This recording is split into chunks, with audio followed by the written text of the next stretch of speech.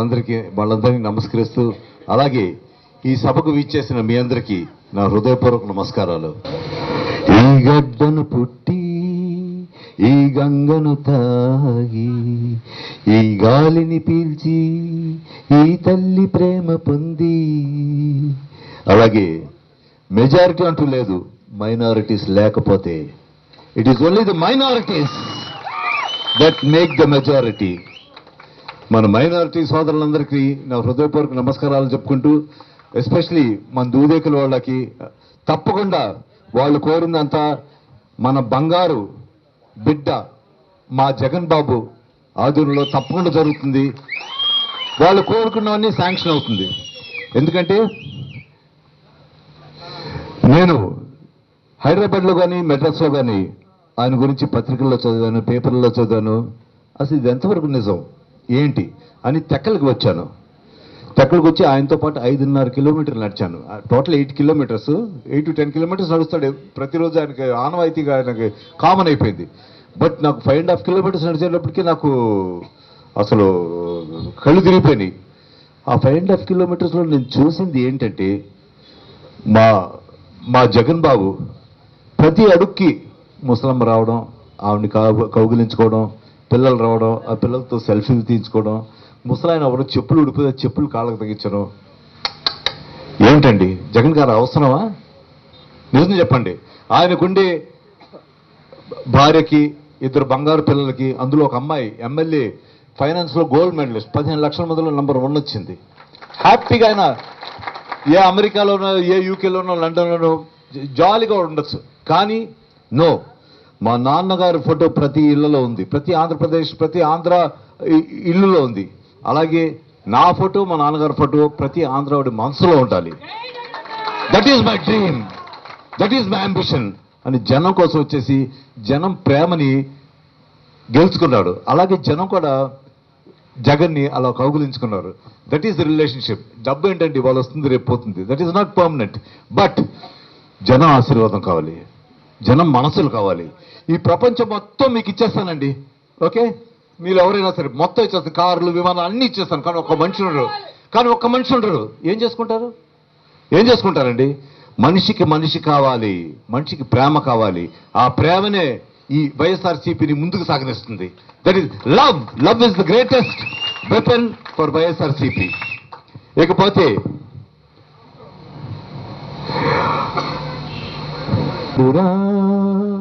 అన్నం పెట్టిన చేతిని నరికిన వాడు ఎవరు?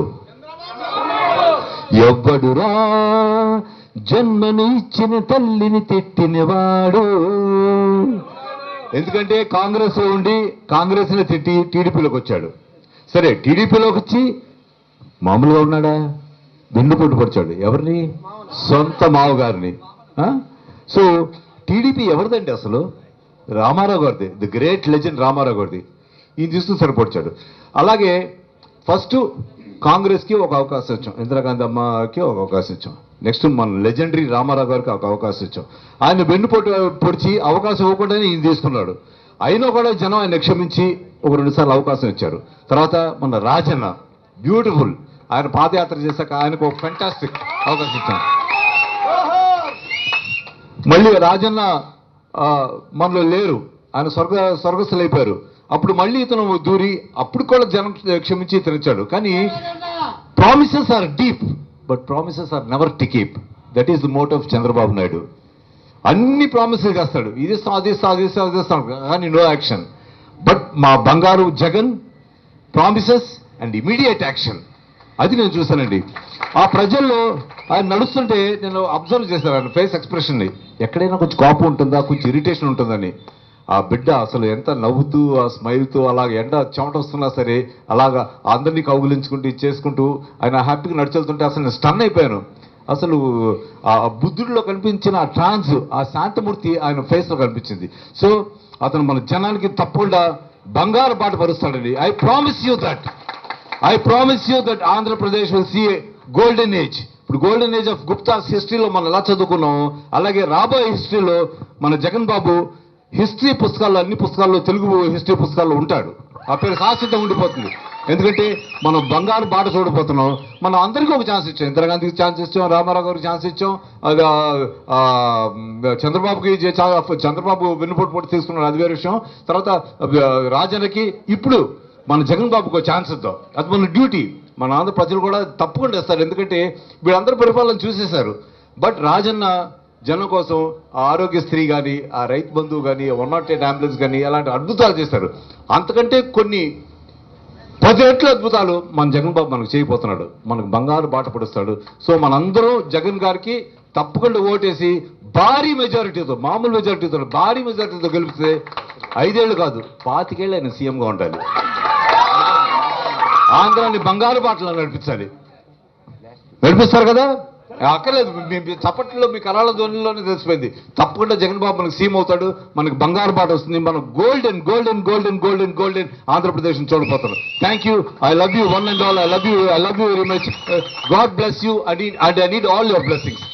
Thank you so much. అలాగే తెలియజేస్తూ, అలాగే మన రాష్ట్ర అధ్యక్షుడు, అలాగే నూరు భాషా సంఘం రాష్ట్ర వ్యవస్థాపక అధ్యక్షులు మన ఓటూరు రసూల్ గారిని మాట్లాడవలసిందిగా కోరుతున్నాం.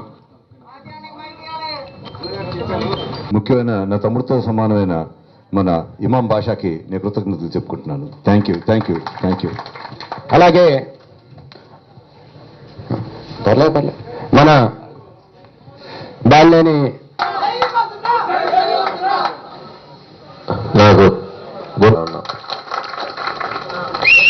చాలా సంతోషం. మరి ఈరోజు మనం అందరం కలుసుకొని మరి మీ యొక్క సమస్యలు, మీ యొక్క ఆలోచనలు, నేను వైఎస్ఆర్ కాంగ్రెస్ పార్టీ అధికారులకు వస్తే ఏం చేసేది, ఇవన్నీ కూడా మాకేం చేయాలి అనేది మీ అందరినీ కూడా ఈ సభ ముఖంగా తెలియజేసినందుకు మీ అందరికీ కూడా నా కృతజ్ఞత తెలియజేసుకుంటా ఉన్నా. ఖచ్చితంగా మీ అందరూ తెలుసు, రాజశేఖర రెడ్డి గారి కుటుంబం అంటే ఒక మాట చెప్తే ఖచ్చితంగా మాట మీద నిలబడే కుటుంబం అని తెలియజేసుకుంటా ఉన్నా. మరి మొన్న ఈ మధ్యనే బీసీ సదస్సు జరగడం జరిగింది. ఆ సదస్సులో జగన్మోహన్ రెడ్డి గారు అన్ని కులాలకి, బీసీ కులాలందరికీ కూడా కార్పొరేషన్లు ఏర్పాటు చేస్తానని చెప్పడం మీరందరూ చూశారు. ఖచ్చితంగా కూడా అది చేసి తీరుతారని కూడా ఈ సభాముఖంగా తెలియజేసుకుంటా ఉన్నా. చంద్రబాబు నాయుడు గారు కూడా 2014 ఎలక్షన్స్ ముందులో రకరకాలుగా వాగ్దానాలు చేశాడు. ఏ వాగ్దానం కూడా నెరవేర్చలేదు. జగన్మోహన్ రెడ్డి గారు 2014 ముందరనే చిన్న అబద్ధం ఆడుంటే, రైతు రుణమాఫీ చేస్తానని చెప్పుంటే ఆ రోజే జగన్మోహన్ రెడ్డి గారు ముఖ్యమంత్రి అయ్యేవారు. కానీ అది 85,000 కోట్లు రుణం మాఫీ చేయాలంటే అది చేయడం సాధ్యం కాదని చెప్పి ఆయన నేను చేయలేనని చెప్పాడు. అదే చంద్రబాబు నాయుడు నేను చేస్తానని చెప్పి అవి గెలిచిన తర్వాత తూతురు మంత్రంగా ఏదో కొద్దిగా రుణమాఫీ చేసి నేను రుణమాఫీ చేశాను, నేను డ్వాక్రా రుణమాఫీ చేశాను, వాళ్ళకు కూడా ఎంతో 10,000 ఇచ్చి మొత్తం మాఫీ చేశాను టైప్లో మాట్లాడుతూ ఉన్నాడు. కానీ జగన్మోహన్ రెడ్డి గారు ఇప్పుడు పెట్టినటువంటి నవరత్నాల కార్యక్రమాలు కానీ, రేపు పెట్టబోయే మేనిఫెస్టోలో కానీ ఏదైతే చెప్పాడో అవన్నీ కూడా చేస్తాను, ఒకవేళ నేను చేయలేకపోతే నన్ను రాజీనామా చేయమని మీరే కోరండి, నేను రాజీనామా చేస్తానని చెప్పి జగన్మోహన్ గారు చెప్పారని కూడా తెలియజేసుకుంటా ఉన్నా. అది మాట మీద ఉండే కుటుంబం కాబట్టి అలా చెప్పగలిగాడు అని కూడా తెలియజేసుకుంటా ఉన్నా. ముఖ్యంగా మరి సోదరులు చెప్పారు, మరి పోటీ చేసే వాళ్ళ అవకాశం ఉంటే ఇవ్వండి. ఖచ్చితంగా కూడా జగన్మోహన్ రెడ్డి గారు గెలిచే అవకాశం ఏమైనా సీటు ఉంటే ఖచ్చితంగా ఇచ్చేదానికి ఆయన సిద్ధంగా ఉన్నాడు. ఎందుకంటే నేను చెప్తున్నా, చిలకూరుపేటలో చాకలి వాళ్ళకి మన గజనీకి ఇవ్వటం జరిగింది. అట్లనే యేసురత్నం గారు వడ్డెర గుంటూరు పశ్చిమ గారికి ఇవ్వటం జరిగింది. అంటే చంద్రబాబు నాయుడు ఏమైనా ఇవ్వగలిగాడుగా ఎక్కడన్నా? నేను అడుగుతా ఉన్నా. ఎక్కడ ఇవ్వలేదు. ఆ కులాలకు కూడా ఎక్కడ అవకాశం ఉంటే అక్కడ ఇచ్చేదానికి జగన్మోహన్ రెడ్డి గారు చాలా బీసీకి చాలా అధిక ప్రాధాన్యత ఇచ్చేదానికి సిద్ధంగా ఉన్నారు. మేము చెప్పాం, కర్నూలులో కోట్ల విజయభాస్కర్ రెడ్డి గారిని తీసుకోండి బాగుంటుందని అంటే, కాదు నేను బీసీకే ఇవ్వాలనుకుంటున్నాను కాబట్టి బీసీకే ఇవ్వాలి, వాళ్ళు వచ్చినా రాపైన పర్వాలేదు అన్నాడు. అంటే పెద్ద నాయకులు కూడా వదిలేసే తత్వం పెట్టుకున్నాడు, బీసీలకి అధిక ప్రాధాన్యత ఇవ్వాలని. అలాగే అనంతపూర్లో కూడా పార్లమెంటు బీసీలకు ఇస్తా ఉన్నాడు, అలాగే హిందూపూర్ పార్లమెంట్ బీసీలకు ఇస్తా ఉన్నాడు. ఇట్లా ఎన్నో రకాలుగా ఎంత ధైర్యం చేస్తున్నాడు, ఎంత దేనికైనా సిద్ధంగా పడాలని చెప్పి ధైర్యం చేసినటువంటి బీసీలకి అధిక ప్రాధాన్యత ఇవ్వాలనే ఉద్దేశంతో ఆయన ఎన్ని కూడా చేస్తున్నాడు కూడా తెలియజేసుకుంటా ఉన్నా. ఖచ్చితంగా మన సోదరుడు ఇందాక చెప్పిందని జగన్ దృష్టి తీసుకుపోతాను. ఎక్కడైనా అవకాశం ఉంటే తప్పకుండా పోటీ చేయించేదానికి, అవకాశం ఉంటే చేయించేదానికి సిద్ధపడతాను కూడా తెలియజేసుకుంటా ఉన్నా. ముఖ్యంగా నాకు ఈ మధ్యన కొంతమంది సోదరులు మా దగ్గరికి వచ్చి ఈ అబ్దుల్ కలాం విగ్రహం పెట్టాలంటే తప్పకుండా ఇప్పుడు మనం స్థలం అడిగినా కూడా వాళ్ళు ఇచ్చే పరిస్థితి లేదు తెలుగుదేశం పార్టీ నాయకులు. ఎట్లా అంటే వాళ్ళు ఎంత కుశ సంస్కారాలు అంటే, నేను ఈ ఎమ్మెల్యే వాళ్ళ తాత విగ్రహం పెట్టేదానికి ఎస్పీ అప్పుడు నేను మినిస్టర్గా ఉన్నప్పుడు ఎస్పీ కలెక్టర్ అబ్జెక్షన్ చేశారు ఆ స్థలంలో అది పెట్టడానికి లేదని. నాకు ఫోన్ చేశాడు ఈ ఎమ్మెల్యే వాళ్ళ బాబాయ్, సార్ ఎట్టొకట ఇప్పించండి అని. వెంటనే ఎస్పీ కలెక్టర్తో మాట్లాడి ఆ స్థలం కేటాయింపించా విగ్రహానికి. దాంతో ఆంజనేయ విగ్రహానికి నేనే ఇప్పించా. ఇక్కడ ఇప్పుడు మనం పెట్టుకుంటే అనవసరం మన పరువు పోద్ది, సంస్కారం లేదు అతనికి, అందుకు ఖచ్చితంగా ఇవ్వడం తెలుసు. రేపు అధికారం వచ్చిన వెంటనే కాంస్య విగ్రహం మన కొంజాపేట స్టాండర్డ్లో కాంస్య విగ్రహం మన అబ్దుల్ కలాం గారిని పెట్టిస్తామని కూడా తెలియజేసుకుంటా ఉన్నా. మరి నూరుబార్ సంఘం సంబంధించినటువంటి జగన్ గారు చెప్పినట్టు అన్ని కూడా చేస్తారని కూడా తెలియజేసుకుంటూ, మరి వివిధ జిల్లాల నుంచి వచ్చినటువంటి నూరుబార్ సంఘం సోదరులందరూ కూడా నా ధన్యవాదాలు తెలుపుకుంటూ, మరి దీని మీద ఇంకా పెద్ద సభ ఏర్పాటు చేసి ఆ సభకి జగన్మోహన్ రెడ్డి గారిని కూడా ఆహ్వానించి మనం కార్యక్రమం పెట్టుకుంటే బాగుంటుందని కూడా నేను ఈ సభాముఖంగా తెలియజేసుకుంటూ సెలవు తీసుకుంటా ఉన్నాను. వాసన గారికి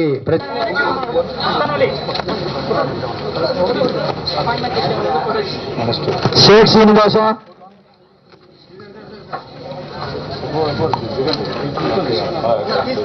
షేక్ నాగూర్ బాబు, మిగతాడు ప్రముఖ సినీ హీరో బాంచంద్ర గారు నియామపత్రాలు అందిస్తారు. షేక్ నాగూర్ బాబు, ఎస్కే మస్తానయ్య,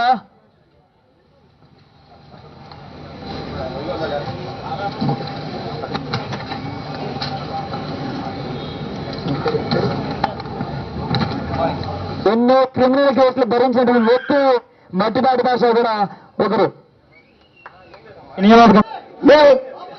కష్టపడి పైకి వచ్చాం. ఇక నుంచి ఆ పరిస్థితి కూడా లేదు ఈ ప్రభుత్వంలో వాళ్ళు ఎస్సీ ఎస్టీలకు మనుగడ లేదన్న పరిస్థితుల్లో దేవుడు మేలు చేసి మళ్ళా రాజశేఖర రెడ్డి గారు వచ్చారు. ఈ రాష్ట్రంలో ఎవరైతే పేదవాళ్ళు ఉన్నారో వాళ్ళ అభివృద్ధి కావాలని చెప్పి ఆయన దాన్ని తీసుకొని ఆయన ముందుకు సాగాడు. సరే, నాకు ఈ అవకాశం ఇచ్చినటువంటి ధన్యవాదాలు తెలియజేస్తుంటూ ఇంకోసారి సుదీర్ఘంగానే మీ అందరి ముందుకు వచ్చి మాట్లాడతానని చెప్పి తెలియజేస్తున్నాను.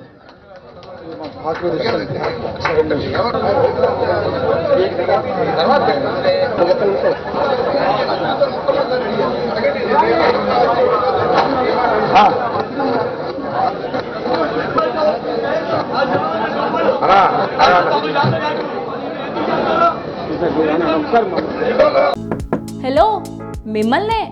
యోయో టీవీ యాప్ డౌన్లోడ్ చేసుకున్నారా? ఇంకా లేదా? మీ యాప్ స్టోర్కి వెళ్ళి వెంటనే డౌన్లోడ్ చేసుకోండి.